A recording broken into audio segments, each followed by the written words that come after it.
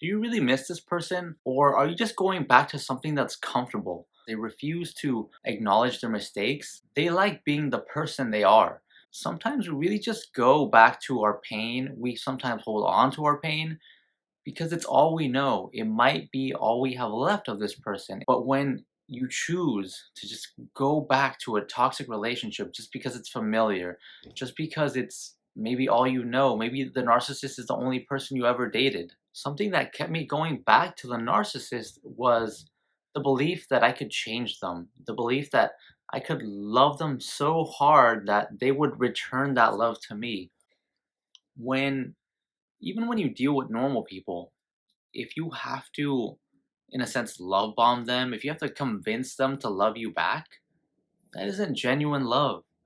That is some weird negotiation where you're trying to kind of buy someone's time and affection. Just think about it. What does running to the past do? It's taking you to the past and you're getting stuck there. You are not even living in the present moment. Whenever I notice a toxic person or just a bad habit, something that I'm trying to quit, but I can't seem to let go. Maybe I let go of it for a while, but I return to it. And it seems to be a pattern that repeats again and again. I keep returning to these toxic people or traits because honestly, sometimes our body, we are creatures of habit and our body just returns to what we feel is familiar. That's why it kind of feels good to go back to an ex when you know they aren't good for you, when they've treated you so badly. It's just the feeling of familiarity. It could also be said to be your safe zone. It's your comfort zone.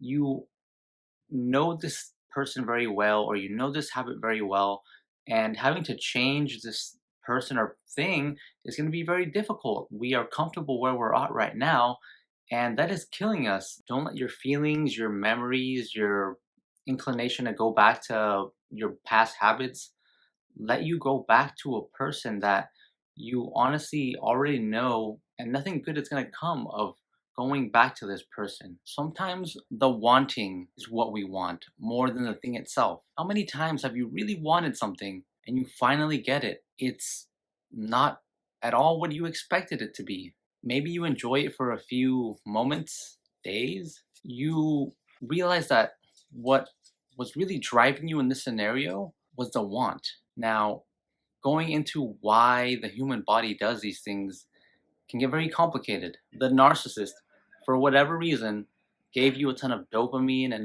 and a bunch of other chemicals, so we seek them, we seek them. Trust me, guys.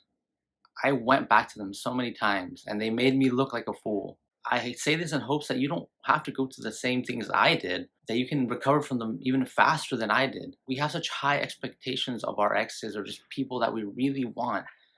And then we get them and they can never live up to those really unrealistic expectations. As we know, they are, of course, going to disappoint you. And you're going to repeat and repeat this cycle because your, your want for them is so high, you get it, and then it shoots back down, and you're riding that roller coaster, that narcissism roller coaster. All I'm telling you is to get off the ride. Don't do what I did and keep on getting back on the ride and look like an idiot. But take it from someone who's been through it with a narcissist. If you have to go back to them, make it count and learn everything you need to and never look back.